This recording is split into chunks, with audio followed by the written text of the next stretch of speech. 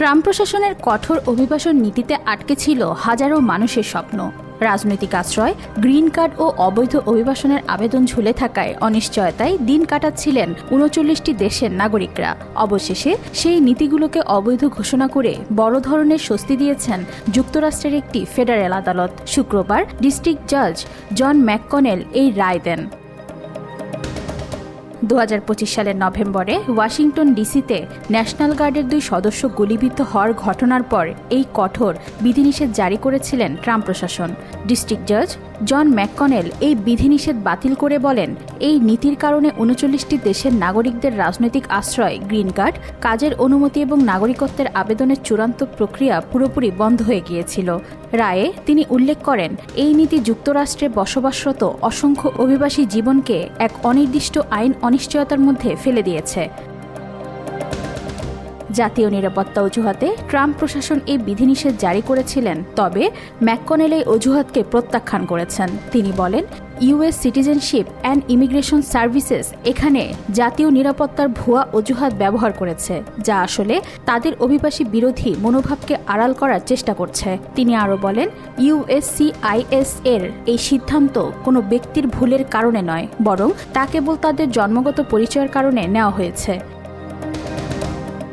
বিচারক হতাশা প্রকাশ করে বলেন, ৬ মাসেরও বেশি সময় পার হওয়ার পর ওই ব্যক্তিদের অনেকেই কাজ ছাড়াই আছেন, কোনো আইনি মর্যাদা নেই এবং নিজেদের ভবিষ্যৎ নিয়ে পরিকল্পনা করার মতো কোনো কার্যকর ক্ষমতাও তাদের নেই। ভুক্তভোগী এই ৩৯টি দেশের বেশিরভাগই আফ্রিকা, মধ্যপ্রাচ্য ও এশিয়ার মহাদেশের অন্তর্গত।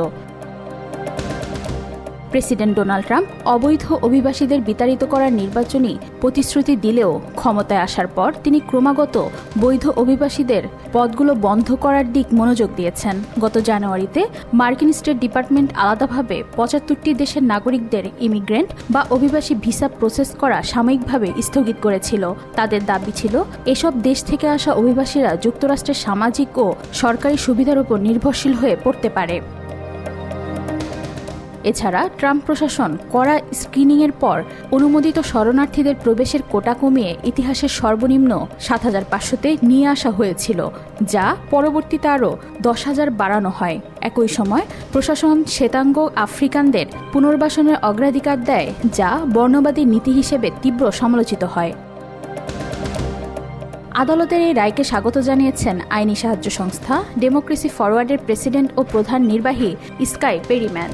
এক বিবৃতিতে তিনি বলেন, এই রায় একটি মৌলিক নীতি পুনরুক্ত করেছে, ফেডারেল সরকার কোনো আইনি অভিবাসন পথ বন্ধ করতে পারে না অথবা কোনো ব্যক্তি কোথা থেকে এসেছেন তার ভিত্তিতে বৈষম্য করতে পারে না।